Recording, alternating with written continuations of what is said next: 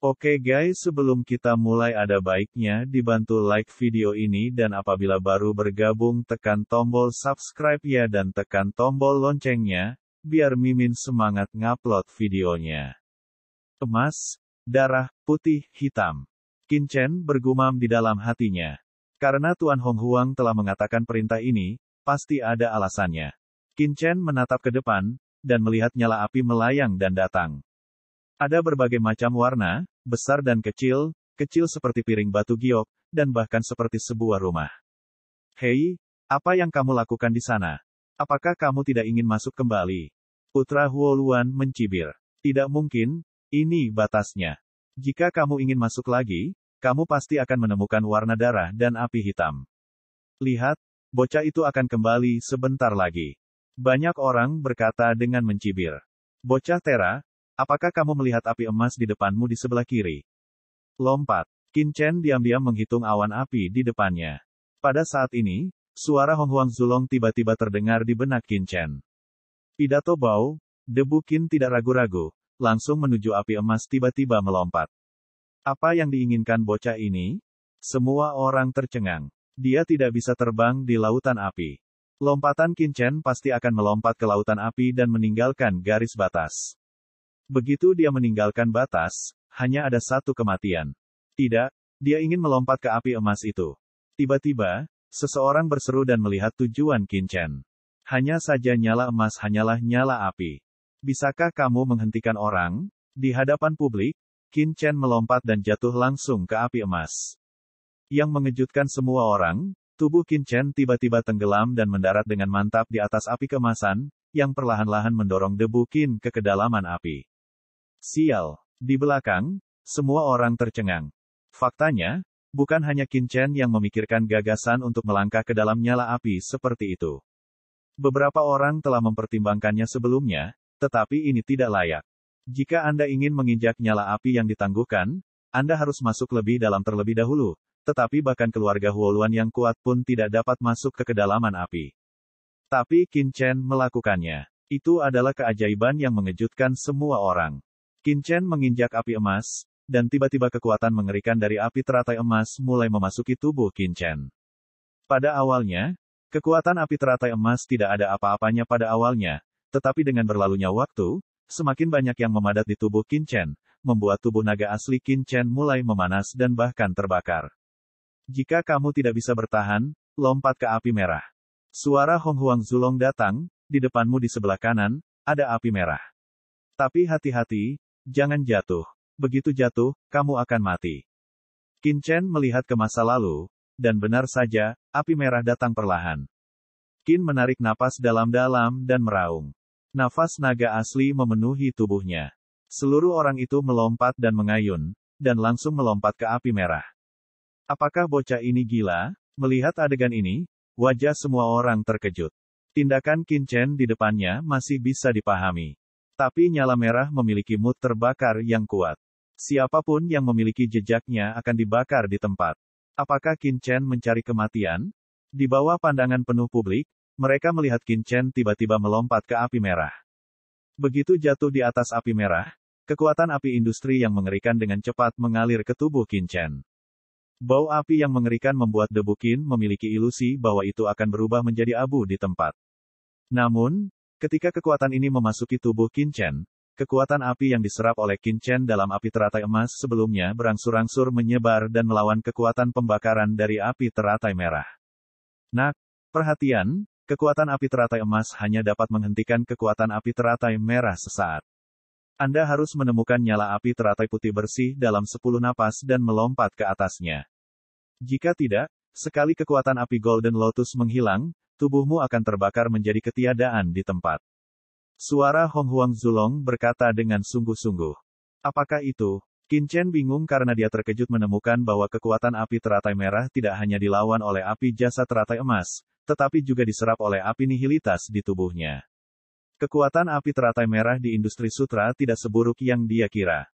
Saat ini, Hong Huang Zulong juga menyadari perubahan pada tubuh Qin Chen, dan tertegun. Nak, apa sih api karma nihilistik di tubuhmu? Bahkan api industri dan api teratai bisa diserap. Nenek moyang hampir tidak bisa berkata-kata. Berdasarkan pemahamannya tentang Qin Chen, tidak mungkin baginya untuk melawan kekuatan api teratai merah. Tetapi faktanya, saat ini, bocah ini sedang menyerap kekuatan api industri dan api teratai merah. Ini benar-benar hantu. Hong Huang Zulong langsung merasakan wajah naganya panas. Malu. Anak ini aneh. Kamu lebih abnormal dari yang aku bayangkan. Hong Huang Zulong beberapa terdiam berkata, Anda tidak perlu khawatir, setidaknya dalam 100 minat, Anda akan baik-baik saja, tetapi lebih dari 100 minat sulit untuk dikatakan.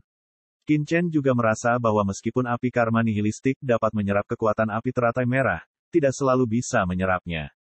Setelah melebihi 100 bunga, mungkin berbahaya. Namun, waktu Baixi juga memberi debu Qin banyak ruang untuk mengamati nyala api di depannya.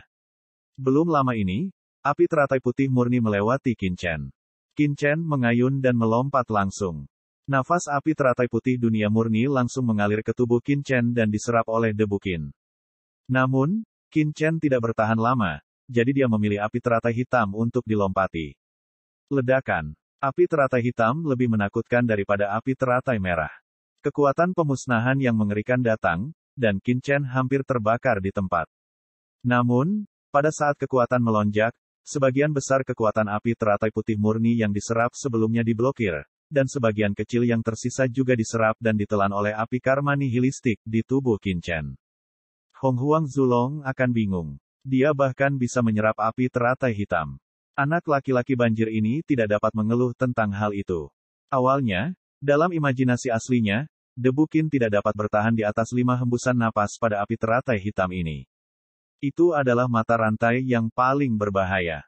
Sekarang, setidaknya dalam 3 napas, debu Qin tidak akan menimbulkan bahaya sedikitpun.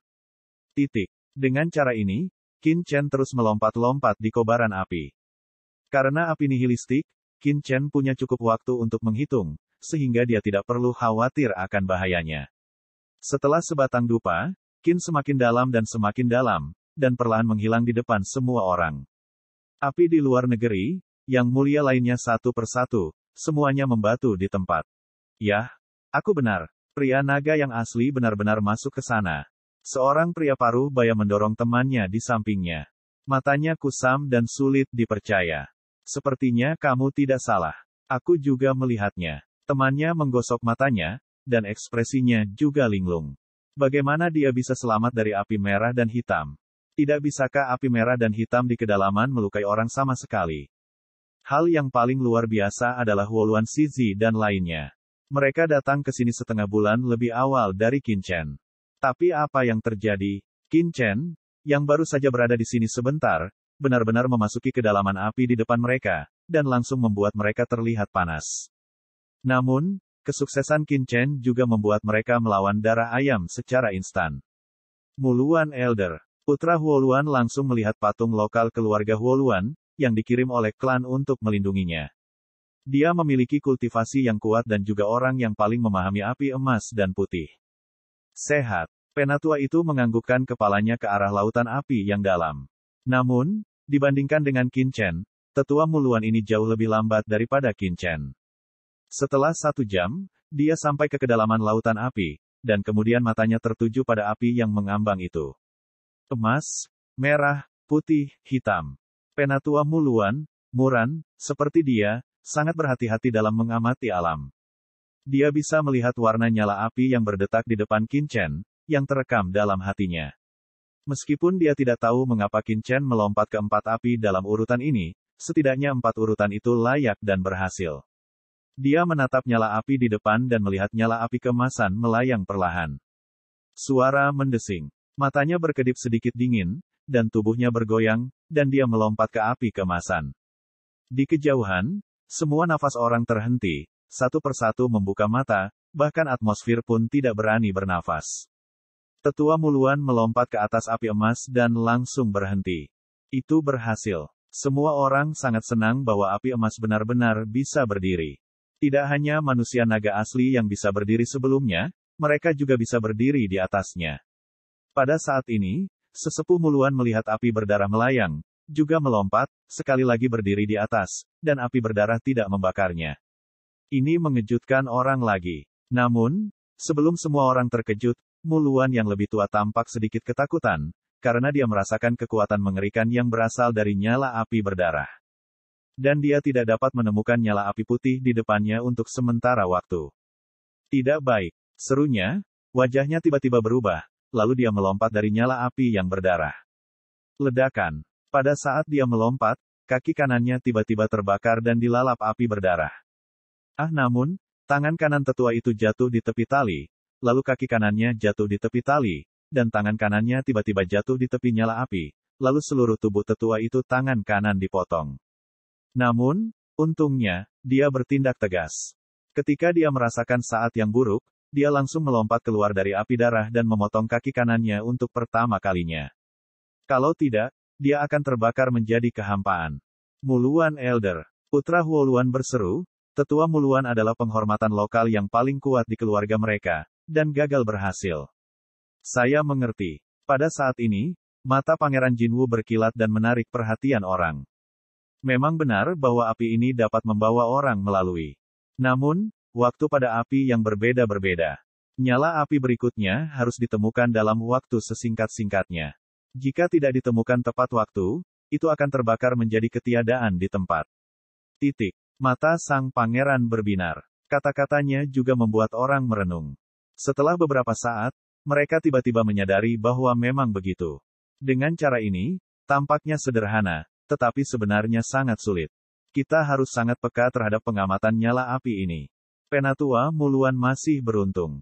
Di pinggiran, jika dia sudah memasuki tempat yang dalam, dia takut tidak hati-hati dan tidak bisa kembali sama sekali. Hanya ada satu cara untuk mati. Namun, banyak orang lain yang ingin mengambil keputusan langsung dengan putra mahkota akan membutuhkan banyak tenaga. Di sisi lain, putra Huo Luan tidak bisa menahan rasa gatal pada giginya. Jelas bahwa sesepuh berkebangsaan Huo Luan mempertaruhkan nyawanya untuk mencoba keluar. Akibatnya, Pangeran Jinwu menjadi pria yang baik. Kebencian. Setelah kejadian ini, orang tidak berani masuk, satu persatu merasakan kekuatan lautan api, dan pada saat yang sama mulai mengamati hukum api. Sementara orang-orang terhormat ini mencari cara untuk memasuki kedalaman api, debu Qin terus-menerus berdenyut di atas api. Setiap nyala api, debu Qin dapat menyerap beberapa kekuatan teratai api yang berbeda.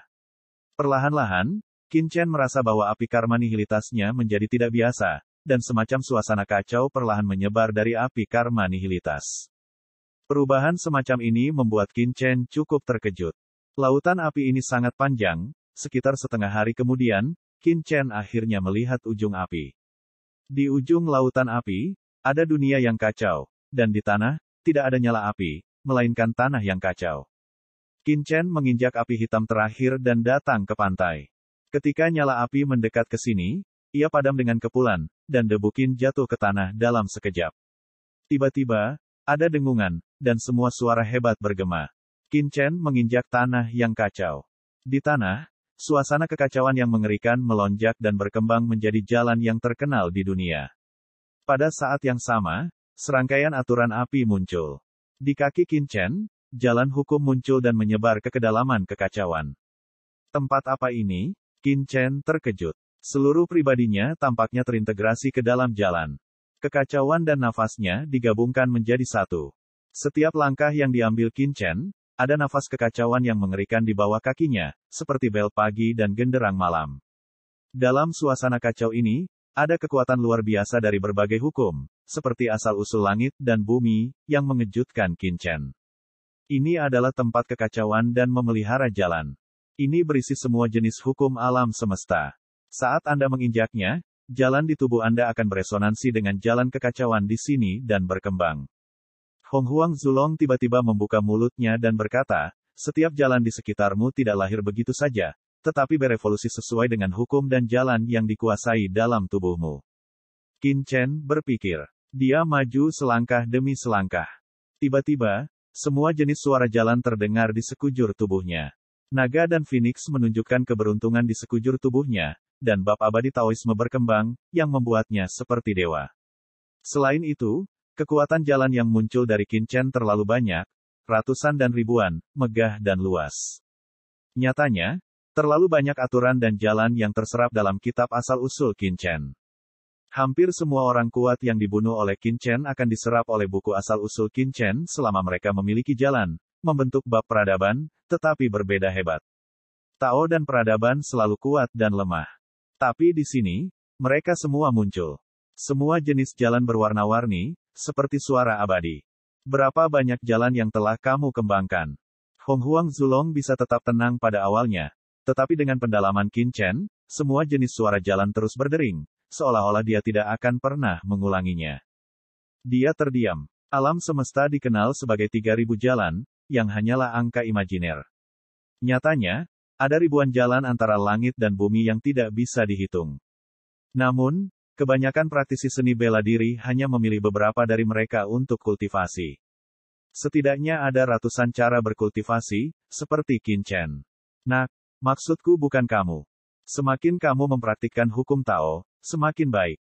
Kamu harus mahir dalam beberapa di antaranya dan mempraktikkannya secara ekstrim. Jika kamu berlatih terlalu banyak, kamu hanya akan makan terlalu banyak. Hong Huang Zulong sangat serius. Qin Chen hanya tertawa. Jalan-jalan ini bukanlah studinya yang disengaja, tetapi kumpulan buku asal, yang menjadi jalannya sendiri. Faktanya, Qin Chen tidak menghabiskan terlalu banyak energi untuk mengolah jalan-jalan ini. Nenek moyang Hong Huang, apakah itu giok-giok yang kacau di tanah yang kacau ini? Qin Chen berjalan di tanah jalan yang kacau dan melihat sekeliling dengan rasa ingin tahu. Itu adalah tanah Dao yang misterius di dunia api yang membuat Qin Chen terkejut. Aku tidak tahu apakah Chaos Jade ada di sini atau tidak. Namun, ini adalah salah satu tempat di mana Chaos Jade mungkin muncul, jadi kita harus datang ke sini.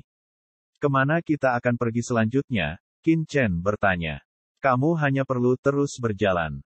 Aku perlu tahu sesuatu. Nada bicara Hong Huang Zulong sangat berat. Jelas, ada beberapa hal yang dia perhatikan di sini, yang luar biasa. Qin Chen melihat bahwa Hong Huang Zulong berkata demikian, jadi dia tidak lagi mengatakan apa-apa, terus masuk. Dengan pendalaman Qin Chen, suasana kekacauan di sekitarnya menjadi semakin intens. Selain itu, dia merasakan jejak perlawanan pada prinsip jalan Qin Chen. Ini adalah kecelakaan Qin Chen.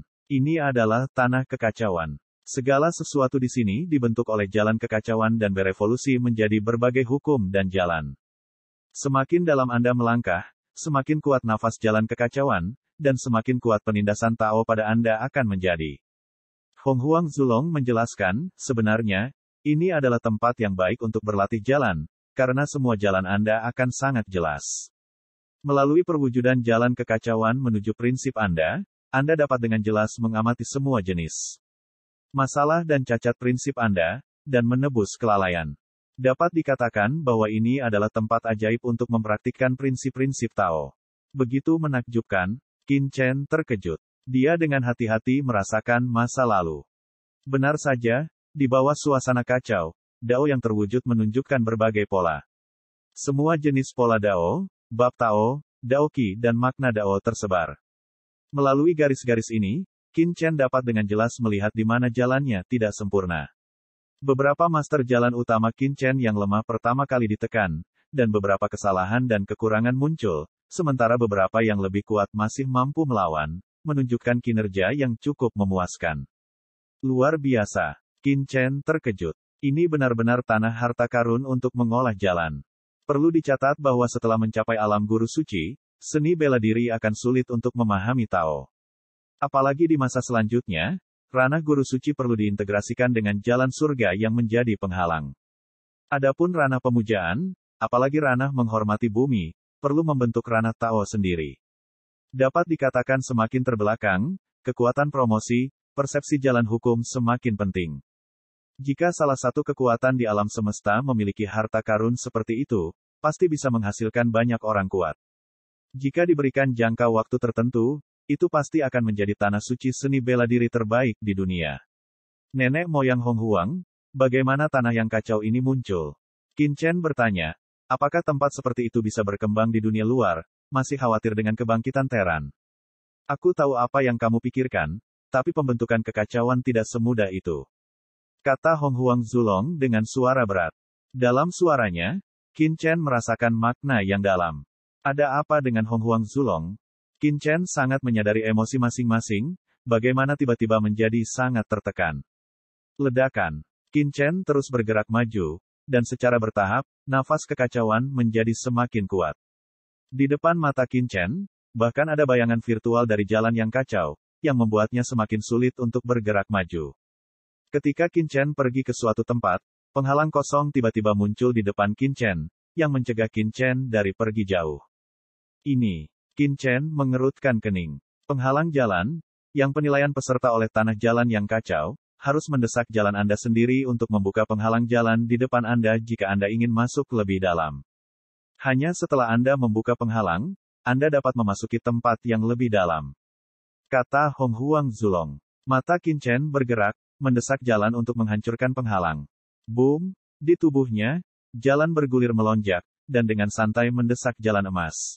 Dengan sekali klik, penghalang jalan di depannya tiba-tiba pecah. Sepertinya mudah.